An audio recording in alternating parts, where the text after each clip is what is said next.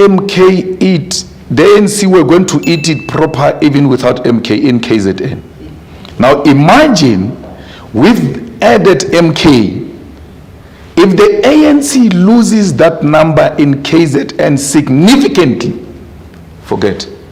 And let me tell you, Cyril won't be president once the ANC goes below 50%.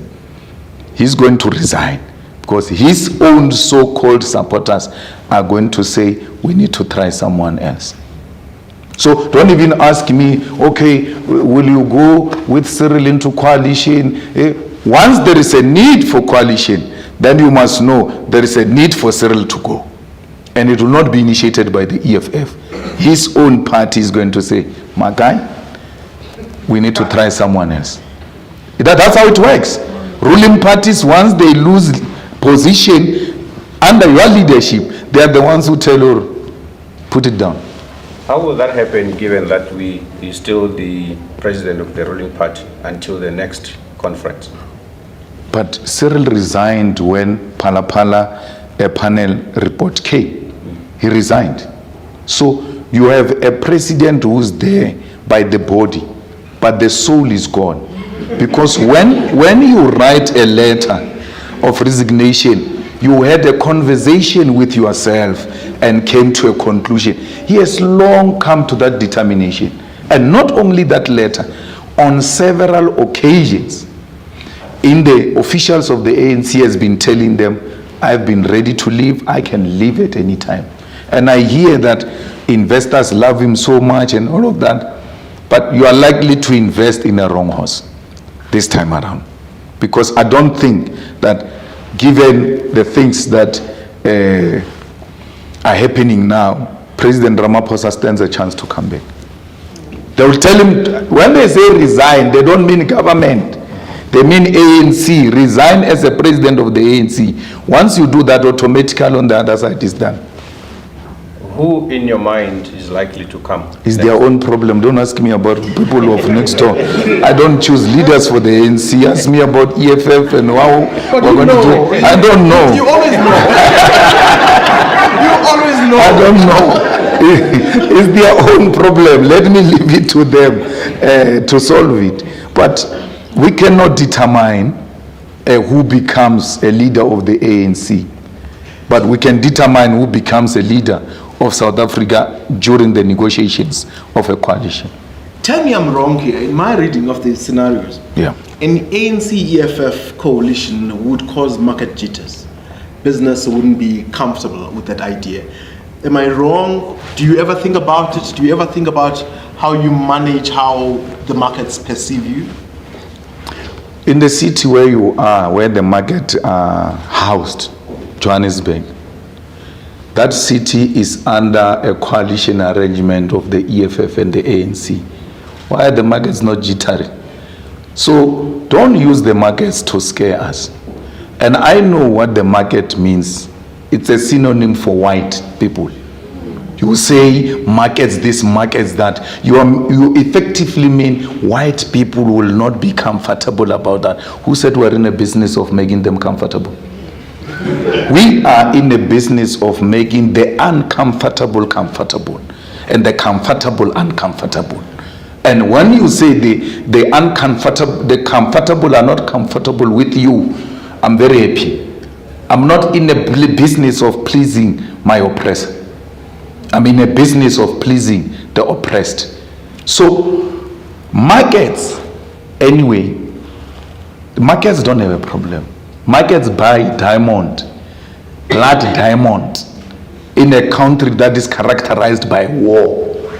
And they even sponsor that war to make that country unstable so that they can extract as much resources as possible and make more money. Don't talk about markets as if it's some moral people. No. They're the most immoral people. They can do anything for profit.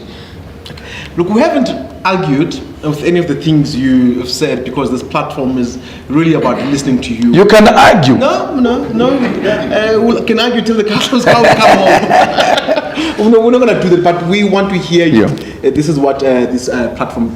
Going back to the markets question. Yeah. Again, I want to get into your head a little bit. Mm-hmm. when the rand moves to 19, 20, 21, whether or not we agree why and the fundamentals around the political analysis which you gave is a separate issue. There's a practical issue as well, where a government is formed. Does it bother you? This is the reality of the situation, that the rand might lose a little bit. Does it practically now? Never mind your politics. Well, our currency, it's based on the strength of the dollar. So what you do is, if the West and America and UK are not comfortable with what you stand for, you look for alternative markets. As long as your reserves look good and there is infrastructural development, there is safety and security, there is lowered levels of corruption, if not stopping it at all, markets will look at that and say, okay, I may not like the color red, but is the country functional? And if the country is functional, they will be able to come and invest their money here. No one wants to come and put money in a country where tomorrow you are told some army general from today owns that place. No, the constitution is there, the independence of the judiciary is there, there is a funded infrastructural development in South Africa, the roads are in good conditions, the airports and the ports are in good condition, and there is professionalism in public service, and more money is being made and reserves are looking good, and you are servicing the debt. Why would the markets have a problem with who's ruling? Okay. Yeah, maybe I can come here along that line of thought, Sam. Your foreign policy views in general, your thinking about South Africa's relationship with the West relative to the likes of China. What's your thoughts there? Well, we are a progressive internationalist movement that aligns with the left movement all over the world. So we find comfort in China, we find comfort in Cuba, in Vietnam, we find some comfort in Russia. We don't believe in a big brother mentality of the USA. We think that imperialism, wherever it raises its ugly head, must be dealt with in a manner that allows people to participate in the geopolitics as equals. So we are not the kind to bow to the superpowers. We are the ones who say to the superpowers, we are ready to work with you, but we are going to work on our terms and we'll put our country first. And not what the UK want, not what America want. It will come with a pain, but eventually, one day, we'll realize our true freedom. Good things come through a painful process. I'm not a mother. The mothers will tell you that during labor, it's very painful. But once the child is delivered, we forget all of the pain because a beautiful thing came out of this pain.